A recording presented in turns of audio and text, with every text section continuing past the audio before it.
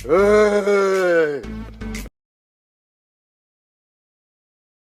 আজকে আমরা পড়বো ধ্বনি ও বর্ণ। এটা খুবই ইম্পর্টেন্ট একটা চ্যাপ্টার এবং এখান থেকে অনেক এমসিকিউ আসবে।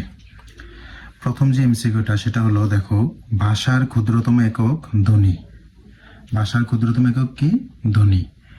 এখানে দেখো একটা সিরিয়াল আমি লিখে রাখছি কিভাবে ভাষা গঠিত হয়।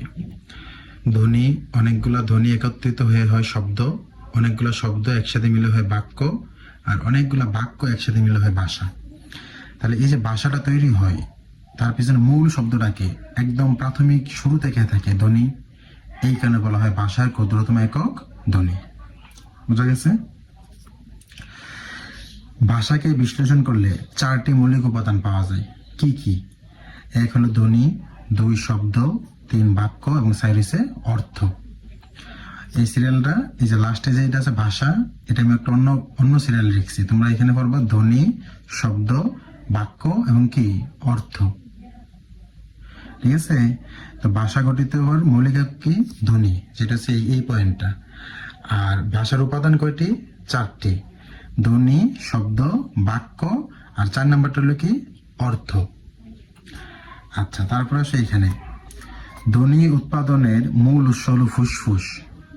ফুসফুস থেকে যখন বাতাস বার হয় সেটা তোমার বাতাসটা গলা দিয়ে আসার সময় আমাদের গলার মধ্যে বাধা পায়, তখন সেই বাধার ফলে একটা শব্দ তৈরি হয়। এই কারণে বলা হয় যে ধ্বনি উৎপাদনের মূল উৎস হলো ফুসফুস। এখানে প্রথমে একটা পয়েন্ট ছিল ধ্বনি কি আর বর্ণ কি। এই যে দেখো, ধ্বনি হচ্ছে উচ্চারিত রূপ আর বর্ণ হচ্ছে লিখিত রূপ। এই যে ধরো আমি বললাম ক, খ, গ, ঘ, উম, এগুলো হলো ধ্বনি, কারণ এগুলো আমি মুখে বললাম। কিন্তু সেম টপিকটা যদি আমি লিখে দেখাই, যেমন ক, খ, এইভাবে যদি আমি হাতে লিখি তখন সেটা হয়ে যাবে বর্ণ। তার মানে লিখলে হয় বর্ণ আর মুখে বললে কি হয়? ধ্বনি। ধ্বনির শ্রেণীবিভাগ। ধ্বনি 2 প্রকার, একটা হচ্ছে স্বরধ্বনি আর একটা হচ্ছে ব্যঞ্জন ধ্বনি।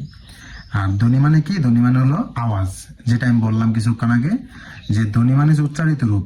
মুখে আওয়াজ করে বললে হচ্ছে ধ্বনি, আর লিখে দেখাইলে হচ্ছে তোমার বর্ণ। সো ধ্বনির সাধারণ অর্থ কি? আওয়াজ। ধ্বনি কয় প্রকার? 2 প্রকার, এক হচ্ছে স্বরধ্বনি, 2 হচ্ছে কি? ব্যঞ্জন ধ্বনি। আবার বর্ণ হচ্ছে কি? লিখে প্রকাশ, যেটা আমি তোমার উপরে আসছি যে এই যে বর্ণ। বর্ণ মানে কি রূপ? লিখিত রূপ। সো বর্ণ আবার 2 প্রকার, এক হচ্ছে তোমার স্বরবর্ণ, 2 হচ্ছে ব্যঞ্জন বর্ণ। আর স্বরবর্ণ এবং ব্যঞ্জন বর্ণ সবগুলোর একসাথে বলা হয় কি? বর্ণমালা। সো আমরা ছোটবেলা থেকে এই জিনিসগুলা পড়ে আসছি, বর্ণমালা। এখন আমি এখানে দেখাই, আমরা এতক্ষণ যা পড়ছি এগুলা সামারি আকারে আমি এখানে তোমার লিখে রাখছি। যেমন দেখো, বর্ণ হচ্ছে টোটাল 50টা। এর মধ্যে বর্ণ হলে 2 ভাগ করছে, একটা হচ্ছে স্বরবর্ণ আর একটা হচ্ছে ব্যঞ্জন বর্ণ। সো স্বরবর্ণ কয়টা? স্বরবর্ণ হলো 11টা। আর ব্যঞ্জন বর্ণ কয়টা? ব্যঞ্জন বর্ণ হলো 39টা। আবার স্বরবর্ণের যে সংক্ষিপ্ত রূপ আছে সেই সংক্ষিপ্ত রূপকে বলা হয় কার। কার হয়েছে কয়টা? 10টা। আমরা ছোটবেলায় পড়ি না যে আকার, রস্যিকার, দীর্ঘিকার, হ্রস্বকার, দীর্ঘকার, এগুলো হচ্ছে তোমার কার। সেইভাবে 11টা স্বরবর্ণের মধ্যে শুধু অ এর কোনো কার নাই, আর বাকি সবারই কার আছে। ব্যঞ্জন বর্ণ হচ্ছে 39টা। আর ব্যঞ্জন বর্ণের সংক্ষিপ্ত রূপ হয়েছে ফলা। ফলা হয়েছে টোটাল 6টা। ফলা কয়টা? 6টা। একটা হচ্ছে বফলা, একটা হচ্ছে রফলা, জফলা, মফলা, লফলা, আর হচ্ছে নফলা। এইভাবে ফলা হয়েছে কয়টা? 6টা। আসো ধ্বনি। যদিও বর্ণ 50টা, কিন্তু ধ্বনি কিন্তু 50টা না। ধ্বনি হচ্ছে শুধু 37টা। সো বর্ণ যেমন 2 প্রকার ছিল, ধ্বনিও 2 প্রকার, স্বরধ্বনি, ব্যঞ্জন ধ্বনি। স্বরধ্বনি হচ্ছে 7টা, ব্যঞ্জন ধ্বনি হচ্ছে 30টা। 30টা ব্যঞ্জন ধ্বনি মুখস্থ প্রয়োজন নাই, কিন্তু 7টা স্বরধ্বনি মুখস্থ করতে হবে, কারণ এই 7টা স্বরধ্বনি আমাদের পরীক্ষাতে আসে। এমসিকিউতে আসবে যে নিচের কোনটি স্বরধ্বনি বা মৌলিক স্বরধ্বনি। সো স্বরধ্বনি 7টা কি কি? অ, আ, রস্যি, অ, আ, রস্যি, হ্রস্ব, এ, ও, আর লাস্ট হচ্ছে এ। সো এখন হলো আমাদের এই যে এখানে দেখো অনেক কিছু লেখা আছে, যেমন ক বর্গীয় ধ্বনি, চ বর্গীয়, হ্যাঁ, এভাবে অনেক বিভিন্ন বর্ণ লেখা আছে, প বর্গীয় কোনগুলা। এরপরে দেখো তোমার উচ্চারণের স্থান অনুসারে বিভিন্ন ভাগে ভাগ করছে। আবার তুমি যদি এই দিকে যাও, হ্যাঁ, মহাপ্রাণ, অল্প প্রাণ, ঘুষ, অঘুষ, বিভিন্নভাবে এটা ছড়ানো ছেটানো আছে। আমাদের বইয়ের মধ্যে সুন্দরভাবে গুছানোভাবে সুন্দর করে গুছিয়ে দেওয়া নাই। সো এই টপিকটাকে সুন্দরভাবে মনে রাখার জন্য আমি তোমাদেরকে এখন একটা পাতা পড়াবো, যে এই পৃষ্ঠাটা পড়লে আশা করি তোমাদের এই টপিকটা খুব সহজে আয়ত্তে চলে আসবে। সো এই যে পৃষ্ঠাটা আছে এটা খুবই খুবই ইম্পর্টেন্ট, ষষ্ঠ থেকে দশম শ্রেণী পর্যন্ত। বাংলা ব্যাকরণ একটা গুরুত্বপূর্ণ টপিক হলো আমাদের অনেক সময় ঘুষ, অঘুষ, অল্প প্রাণ, মহাপ্রাণ, হ্যাঁ, এইগুলো নিয়ে আমাদের ঝামেলা করতে হয়। সো এই ফুল টপিকটা আমি তোমাদেরকে এই একটা ছোট ভিডিওর মাধ্যমে কমপ্লিট করার চেষ্টা করবো ইনশাল্লাহ। সো প্রথম যে জিনিসটা আমরা পড়বো সেটা হলো উচ্চারণ স্থান। কোন অক্ষরটা আমাদের মুখের কোন জায়গা থেকে উচ্চারিত হয় সেটা আগে আমরা শিখব। সো প্রথম দেখো কণ্ঠ বা জিহ্বামূলীয় ধ্বনি, মানে আমাদের কণ্ঠ থেকে কোন অক্ষরগুলো বা কোন বর্ণগুলো উচ্চারিত হয় সেগুলো। ক খ গ গহ উ, ক খ গ গহ উ, আর অতিরিক্ত কি আছে হ, অতিরিক্ত আছে হ। এই বর্ণগুলোর উচ্চারণ স্থান কোথায়? আমাদের কণ্ঠ বা জিহ্বামূলীয়। এবং খেয়াল করো তুমি, এই যে বর্ণগুলা এগুলো সবগুলা শুরু হয়েছে কি দিয়ে? ক দিয়ে। এই কারণে এই বর্ণগুলাকে একসাথে বলা হয় ক বর্গীয় ধ্বনি। কোন ধ্বনি? ক বর্গীয় ধ্বনি। আর এই হটাকে অতিরিক্ত হিসেবে মনে রাখবা, এই হকে বলা হয় কণ্ঠনালীয় বর্ণ।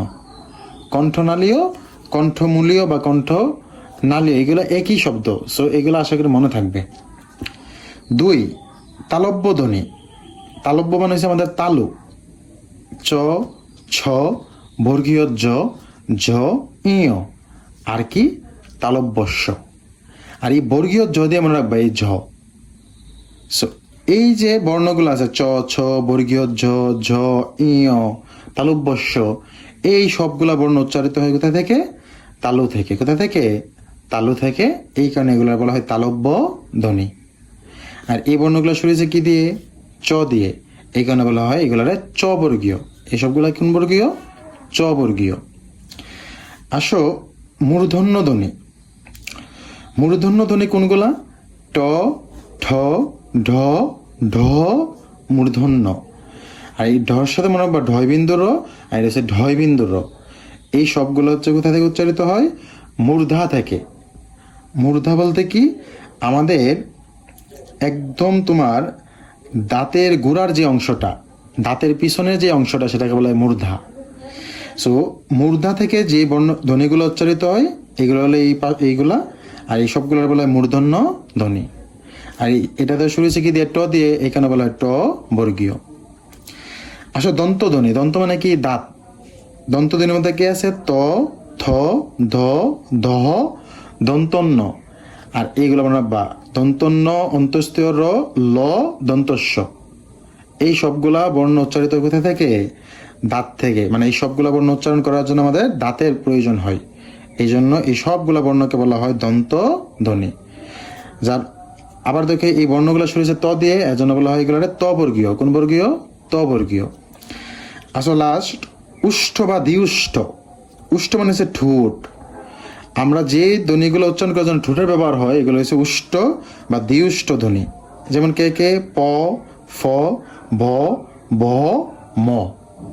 এবং এগুলো শুরু হয়েছে প দিয়ে, এখানে বলা হয় প বর্গীয় ধ্বনি। সো এখন তুমি পড়বা এইভাবে, কোনগুলো ঘুষ, কোনগুলো অঘুষ, হ্যাঁ, কোনগুলো অল্প প্রাণ, কোনগুলো মহাপ্রাণ। সো এখানে দেখো আমরা 5টা কলাম আকারে লিখছি। ক খ গ গ উ, চ ছ বর্গীয় জ, ঝ, ইয়, ট ঠ ড ঢ মূর্ধন্য, ত থ দ ধ দন্তন্য, প ফ ব ব ম। সো মনে রাখবা তোমার এই যে প্রথম যে 2টা কলাম আছে, প্রথম 2টা লাইন হচ্ছে তোমার অঘুষ। প্রথম 2টা কি? অঘুষ। আর পরের 3টা হচ্ছে কি? ঘুষ। প্রথম 2টা হচ্ছে অঘুষ, পরের 2টা হলো ঘুষ। আর অল্প প্রাণ মহাপ্রাণ হিসাবে হলো প্রথম হলো অল্প প্রাণ, তারপর মহাপ্রাণ, তারপর অল্প প্রাণ, তারপর আবার মহাপ্রাণ, আর লাস্টের গুলোকে বলা হয় নাসিক্য বা অনুনাসিক বর্ণ। নাসিক্য বা অনুনাসিক। সো আপনি ক থেকে ম পর্যন্ত প্রথম মুখস্থ বলবেন ক খ গ গ উ, চ ছ বর্গীয় জ জ ইয়, ট ঠ ড ঢ মূর্ধন্য, ত থ দ ধ দন্তন্য, প ফ ব ভ ম। এগুলো মুখস্থ করবেন। আর মনে রাখবেন কি, যে প্রথম দুইটা কলাম হলো অঘোষ আর পরের সবগুলো হলো ঘোষ। আর অল্প প্রাণ মহাপ্রাণ যখন হিসাব আসবে তখন হবে অল্প প্রাণ প্রথমটা, দ্বিতীয়টা মহাপ্রাণ, তারপর আবার অল্প প্রাণ, তারপর মহাপ্রাণ, তারপরে কি নাসিক্য বর্ণ। সো পরীক্ষা যদি আসে নিচের কোনটি নাসিক্য বর্ণ, তাহলে যে অপশনে উম্ম, ইয়, মূর্ধন্য বা দন্তন্য বা ম থাকবে সেটা নাসিক্য বর্ণ। যদি বলে যে এই ঠ কি অল্প প্রাণ না মহাপ্রাণ, ঠ কি দেখেন তো মহাপ্রাণ। যদি বলে যে ঠ কি অঘোষ না ঘোষ, ঠ কি অঘোষ। যদি বলে যে ব বা ম বললো যে ম কি ঘোষ না অঘোষ, ম দেখেন তো কি ঘোষ। ঠিক আছে। তারপরে যদি বলে আপনার খ, খ কি অল্প প্রাণ না মহাপ্রাণ, খ হলো মহাপ্রাণ। যদি বলে খ কি অঘোষ না ঘোষ, তাহলে খ কোথায় অঘোষ অবস্থা, তাহলে খ হলো অঘোষ। এই 25টা পড়ার পরে আপনি অতিরিক্ত হিসেবে এইগুলা পড়বেন। বর্গীয় জ এর সাথে মনে রাখবেন ঝ, আর অন্তস্থীয় ঝ। ড এর সাথে মনে রাখবেন ঢয় বিন্দু র, দ এর সাথে মনে রাখবেন অন্তস্থীয় র মানে ধর। আমি ভেবে মনে রাখি যে ধর।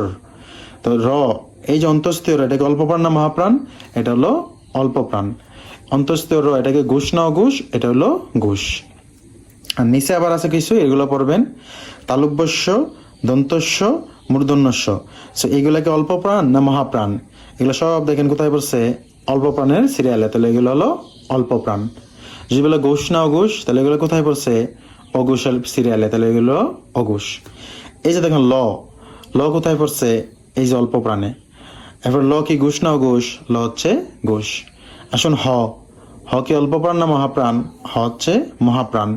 আর হ কি ঘোষ না অঘোষ, হ হলো ঘোষ। ক্লিয়ার?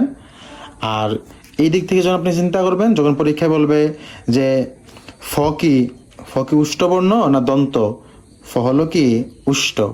যদি বলে বর্গীয় জ, এটার উচ্চারণ স্থান কোথায়, কণ্ঠ না তালু না মূর্ধা, বর্গীয় জের উচ্চারণ স্থান কোথায়, তালব্য বা তালু। যদি বলে যে আপনার ত কি, ত হইছে দন্তধ্বনি।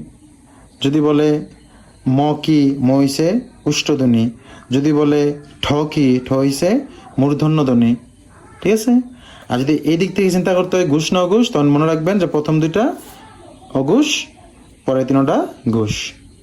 এইভাবে বাসাত কয়েকবার প্রথমে এইভাবে পড়বেন, লম্বা উচ্চারণ স্থানগুলো মনে রাখার চেষ্টা করবেন। যখন উচ্চারণ স্থান মনে হয়ে যাবে, মুখস্থ হয়ে যাবে সবগুলো, তখন আপনি আসবেন এইভাবে ঘোষ অঘোষ, অল্প প্রাণ, মহাপ্রাণ, এগুলো। এবং ফাইনালি আপনার এইভাবে পড়ার পরে কয়েকবার এগুলো লিখবেন, লিখলে দেখবেন অনেক দিন মনে থাকবে। সো এখানে দেখো তোমাদের আছে নাসিক্য বা অনুনাসিক ধ্বনি। নাসিক্য বা অনুনাসিক ধ্বনি কোনগুলা, উ, ইয়, মূর্ধন্য, দন্তন্য, ম। এগুলো আমাদের এইখানেও লেখা আছে যে নাসিক্য বা অনুনাসিক, উ, ইয়, মূর্ধন্য, দন্তন্য, ম। আরেকটা জিনিস মনে রাখবা, এই যে এখানে আছে অঘোষ ধ্বনি। অঘোষ ধ্বনিকে কি ধ্বনি বলা হয়, শ্বাসধ্বনি। যে আমাদের এখানে লেখা আছে অঘোষ ধ্বনিকে বলা হয় শ্বাসধ্বনি, আর ঘোষ ধ্বনিকে কি বলা হয়, নাদধ্বনি, যেটা এখানে আছে যে নাদধ্বনি। তারপরে পরের পৃষ্ঠায় গিয়ে তোমরা আরেকটা পড়বে, এটা হচ্ছে পরাশ্রয়ী ধ্বনি। কি পরাশ্রয়ী মানে যে অন্যের উপর আশ্রয় করে থাকে, নিজের কোনো মূল্য নেই। যেমন কে কে, অনুস্বার, বিসর্গ, চন্দ্রবিন্দু। অনুস্বার, বিসর্গ, চন্দ্রবিন্দু। আর এই তিনটা বর্ণকে আবার অযুগ্বহ ধ্বনিও বলে। কি বলে, অযুগ্বহ ধ্বনি। আর এই যে মৌলিক স্বরধ্বনি 7টা, এটা কিন্তু আমরা আগেই মুখস্থ করে ফেলছি। আর এইগুলো একটু দেখে নিবা, তাহলে তোমাদের এই অধ্যায় ইনশাল্লাহ আশা করি কোনো সমস্যা থাকবে না। আমাদের লাস্টে যে অংশটা বাকি রইল সেটা হলো এটা একদম লাস্টে পড়বা। যেমন স্বরবর্ণের উচ্চারণের স্থানগুলো, যেমন অ, আ, এই দুটো উচ্চারণ হয় কণ্ঠ থেকে, এর জন্য এদেরকে বলা হয় কণ্ঠ ধ্বনি। রস্যি দীর্ঘ হয় তালু থেকে, এর জন্য বলা হয় তালব্য ধ্বনি। রস্য এবং দীর্ঘ এই দুটো হয় ঠোঁট থেকে, এর জন্য এদেরকে বলা হয় উষ্ট ধ্বনি। আর রি হচ্ছে মূর্ধা থেকে উচ্চারিত হয়, এর জন্য একে বলা হয় মূর্ধন্য ধ্বনি। আর এ, ওই, এই দুটো উচ্চারণ করার জন্য লাগে কণ্ঠ এবং তালু, তাই একে বলা হয় কণ্ঠ তালব্য ধ্বনি। আর উ এবং ঔ এগুলো হচ্ছে কণ্ঠ এবং উষ্ঠ, এই দুটা জিনিস ব্যবহার হয়, এর জন্য বলে কণ্ঠস্থ ধ্বনি। সো এইগুলো একটু মুখস্থ করাটা একটু টাফ, কারণ এখানে সিরিয়ালটা মেনটেন করা হয় না। যেমন আমরা তো জানি কণ্ঠের পরে তালু আসে, তালুর পরে কে আসবার কথা? মূর্ধা, সিরিয়াল অনুসারে। কিন্তু তালুর পরে দেখে এখানে কে আসছে? ঠোঁট বা উষ্ঠ।